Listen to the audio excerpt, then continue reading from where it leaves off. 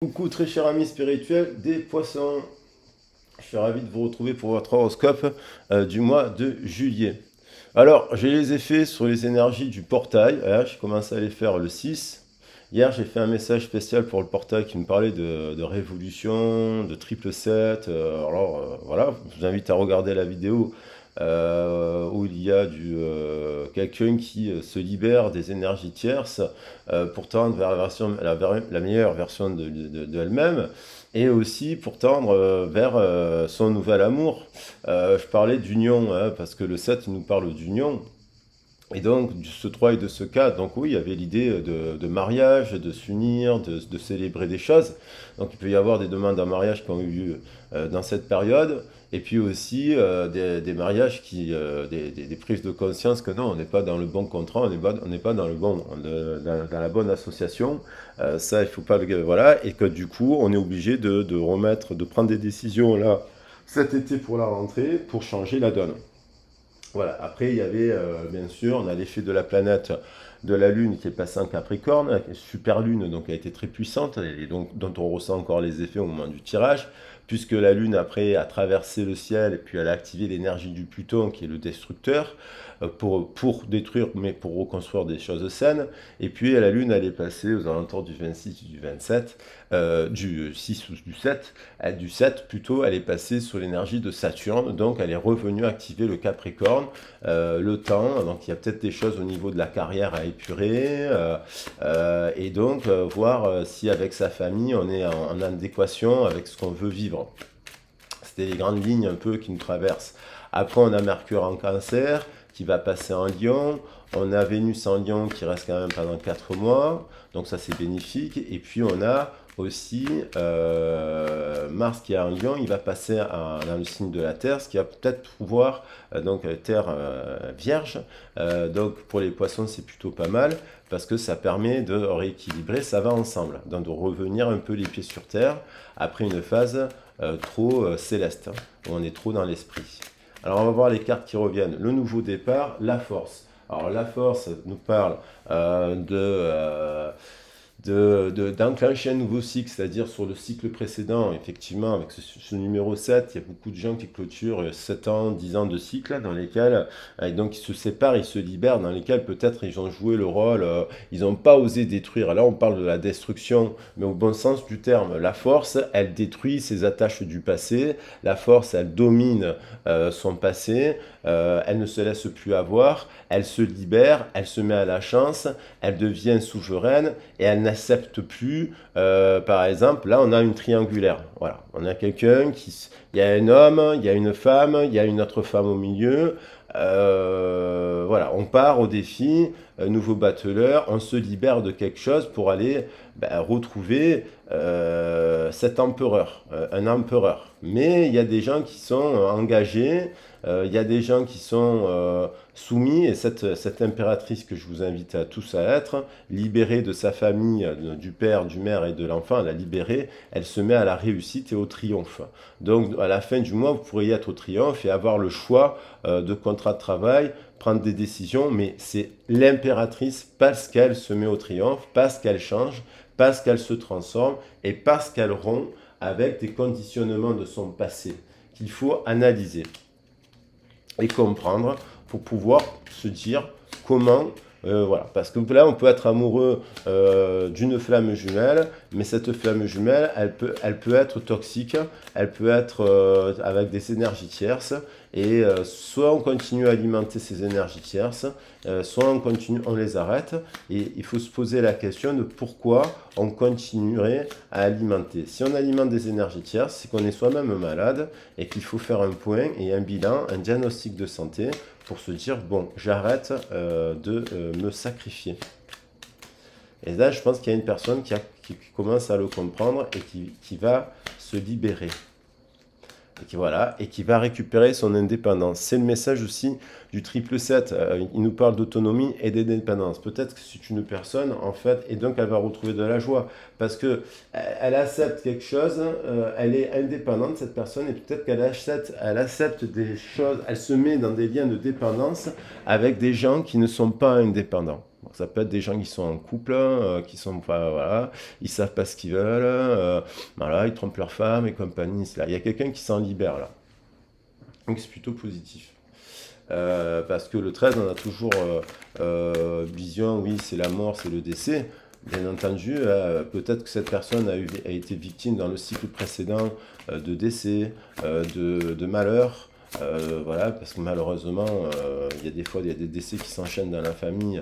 Et avec l'âge, ça arrive de plus en plus souvent, donc c'est douloureux. Et c'est aussi quelqu'un qui a fait le deuil, a fait un deuil d'une ancienne version de partenariat, qu'il soit professionnel. Elle est indépendante, cette personne. Voilà. Elle est dans le triple 7 parce que elle rompt les conditionnements de son passé et elle va libérer la créativité ici, la créativité au sens large qui est là. Elle se libère et là elle va vers du positif. On a le chariot, on a les étoiles protégées, le chariot et le triomphe. Donc cette personne, elle a tout à gagner.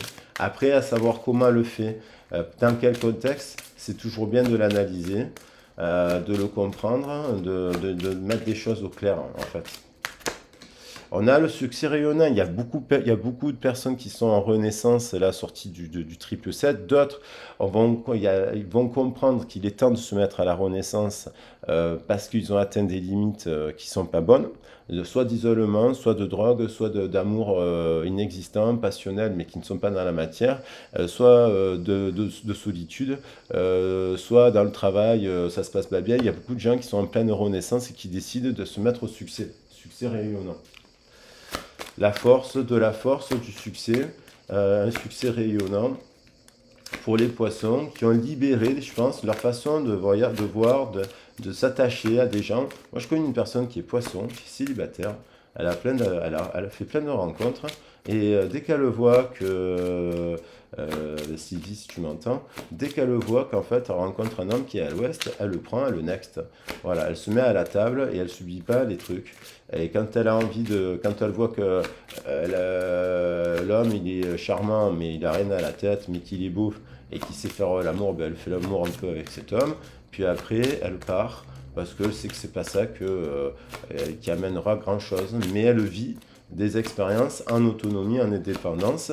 Voilà, et est à la recherche toujours de son âme sœur parce qu'elle a envie de partir en vacances avec lui. La générosité du cœur. Vous montrez généreux, ouvre votre voie d'abondance et vous recevez plus que vous ne donnez.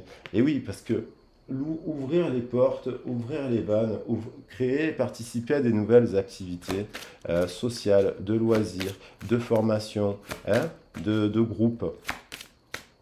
On rencontre des gens généreux.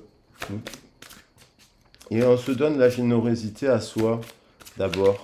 Parce que qui vous propose de faire des choses, voilà. Si vous attendez, alors, il y en a deux qui ont sauté, le langage des dauphins, oui, la joie.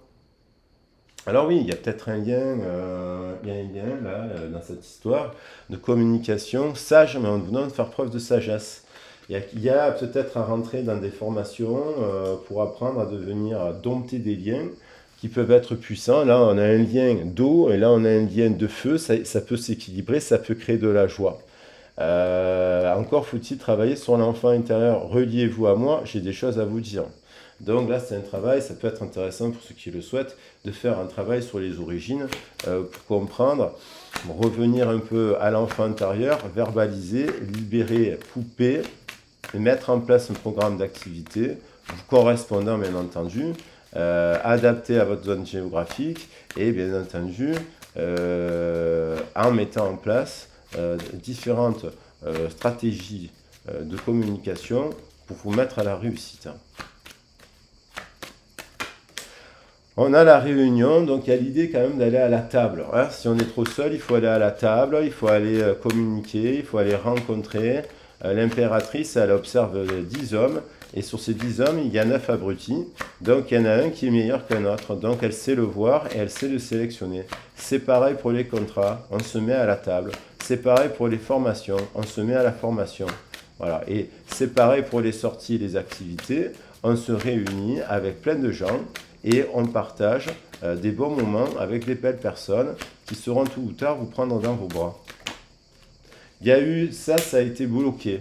Il y a eu des accusations par rapport à il y a peut-être eu des réunions de famille, de professionnels, où à chaque fois, on vous accuse, vous êtes en retrait, vous n'êtes rien peut-être vous n'en avez rien à voir avec les histoires, ça ne vous concerne pas, mais vous les entendez, c'est toujours les mêmes discours, c'est toujours de la culpabilité, c'est toujours des blocages, et ça vous a enquisté le chakra sacré, à libérer votre plaisir de féminin sacré, ce qui s'est passé d'ailleurs en disant que Ève était quand même celle qui était la corruptrice. Alors que non, Lilith aussi est là dans l'histoire. Il y a des femmes formidables, d'ailleurs Ève est une femme formidable, hein, mais Lilith aussi, les déesses aussi, et toutes les personnes qui veulent vous apprendre à dessiner, à écrire, à peindre, à faire des choses formidables, ce sont des êtres formidables. Il faut y aller. Ça permet de soigner. Il y a des gens qui travaillent dans le domaine de la santé aussi, là. Mais ils ne s'occupent pas suffisamment d'eux. Ou alors que leur domaine de la santé, ou le domaine dans lequel c'est, il n'est pas assez ludique. Donc il faudrait y remettre du ludique. Donc ça peut être un retour, on s'en va pour retrouver de l'équilibre et évoluer. Hein, on a compris des choses, qu'on est pris dans des mécanismes qui font que, voilà. Donc là et là, c'est deux chakras qui sont un peu abîmés, mais ça peut être la fatigue physique aussi, il y a trop de monde, voilà, on vous dit, apprenez à vous reposer et à vous retirer de structures qui sont épuisantes mentalement. Cadeau. Donc là, il y a des nouvelles rentrants, il y a aussi une forme de guérison. Il faut parler aussi de la famille et des ancêtres. Il y a des techniques pour ça, il y a des lieux pour ça, il y a des cercles pour ça. Mais on peut verbaliser par l'écriture, le dessin, la danse. Hein, ce sont des thématiques. Il y a des gens qui font ça. Et aussi parce qu'on apprend à s'auto-guérir en faisant du reiki, du laoshi, ce genre de choses pour être en autonomie et en indépendance. Et là, on rencontre quelqu'un, forcément, qui saura vous soutenir. C'est certain. Voilà, la balance et l'équilibre. Et le miroir magnétique, il y a cette carte, on vous fait culpabiliser. C'est peut-être d'ailleurs cette flamme avec qui vous êtes en séparation, elle vous fait culpabiliser. Vous culpabilisez de quoi? Si cette flamme, elle est pas claire, eh ben, il faut qu'elle se remette au clair. Parce que, voilà, vous avez eu des échanges et compagnie avec un homme, pensez avoir, voilà, cette flamme, si elle n'est pas claire et qu'elle vous fait culpabiliser, vous lui dites, moi, je fais ma priorité. Voilà, alors, ça peut être le travail, ça peut être la famille, ça peut être les amis. Voilà, il ne faut pas culpabiliser, pensez à vous. Et si cette flamme, elle est culpabilisée ou s'empêche elle aussi de vivre des trucs, ben, il faut qu'elle apprenne de son côté à le faire. Vous le faites de votre côté. Et après, avec le bâton de parole, une fois de temps en temps, vous apprenez à le faire ensemble. On peut tout guérir. Avec amour et simplicité. Voilà. Et après, bien sûr, si vous avez besoin d'être aidé, de comprendre la mécanique un peu plus précisément, ben, vous n'hésitez pas à me contacter. Voilà, ça qui veut venir, Union Sacrée.